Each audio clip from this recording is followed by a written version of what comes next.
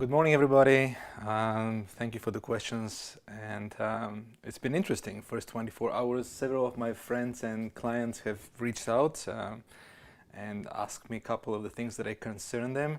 It's a little easier for me because I know how they play, so I can, know exactly what they've been doing. A friend of mine wrote in Bulgarian today. He's a pretty accomplished player, but he's struggling with just relaxing, allowing the body to dictate the motion flowing on a forehand side.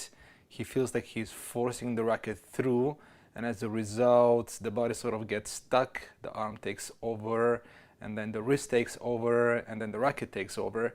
And as a result, it's very hard for him to time the ball well to the specific target, and his consistency drops. So he wanted me to help him with that, and something that he can do at home because he's sort of in isolation like the rest of us. So let's see what we can do to help him. And of course, all of you who have a similar problem in their game. So let me put this aside for a second. What he means is, if you do everything right, you see the ball coming, let's say your forehand side, you turn shoulders, hips, the racket is back, and then the motion comes from the ground up. You want to have feet, knees, hips, shoulders. The shoulder then pulls the arm pulls the racket, so the body goes out of the way, the racket takes over, and the motion becomes very fluid, like a pool, right? So what he feels is like he's forcing the arm forward, and then the body resists against it. So if I push my arm very fast, the body almost recoils. And also, when the arm reaches here, it can't go forward anymore because the body is in the way, and as a result, the arm gets stuck, the wrist starts to straighten out, and the racket starts to move across.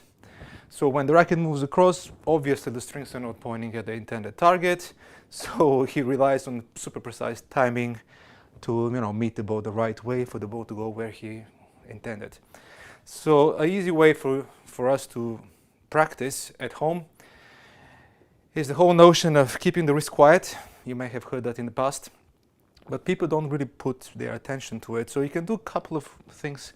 Is there something I can use? We'll start first with just doing nothing. Assuming we're doing a forehand, I want you to place the racket at the contact point. So let's say we want to send the ball forward, and then I want you to shake hands with the racket. And that will be a good position for me to hit the ball straight ahead because the strings are pointing straight ahead. Now it's important that as I'm touching the ball, right, I want my strings to continue pointing forward. And you might have heard like windshield wipers, rainbows, whatnot. So as I hit the ball, I want my strings to keep pointing at the target. The easiest way to do that is if I allow my arm to rotate around my shoulder. It's not me forcing it, it's just allowing it to rotate.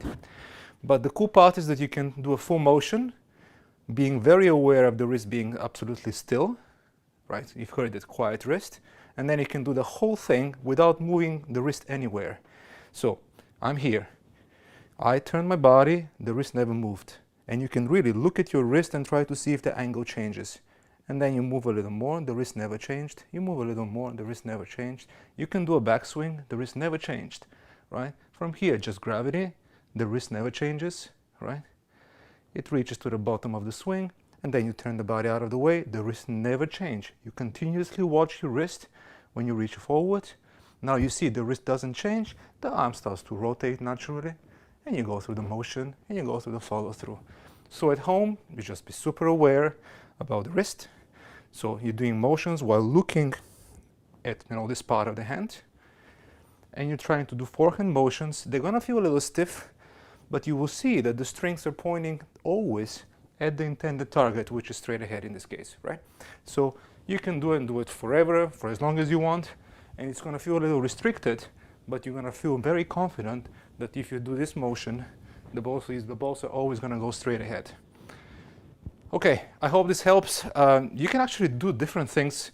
I'm not sure what do I have here. I have lead tape. Maybe you can use a little tape, sort of tape the racket. What do we do? Maybe put it here, maybe wrap it around. I don't know, if you have tape, right? And then, let's make it a little tighter. Oh, it didn't work. Right, so I want this to be relatively tight. So I'm gonna set the racket this way if I'm not quite sure that I can do everything right. So I put the tape around. So I'm trying to do the motion, right? And neither, and don't change the angles. So from here, I can just even close my eyes and try to create this good feeling of the racket trailing the hand, the wrist being quiet and isolated, and the body leading the motion. So if you do that for a little while, you will create muscle memory and you will not feel the urge to straighten the wrist, because this is what happens. And when you don't straighten the wrist, you're gonna be more consistent. So you're gonna solve consistency this way.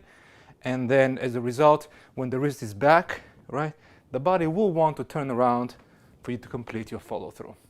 I hope this helps, and I hope this helps all other people who have the same problems. And if you have more questions or comments about it, just send them my way and I'll see what I can do to help. Thank you. Bye.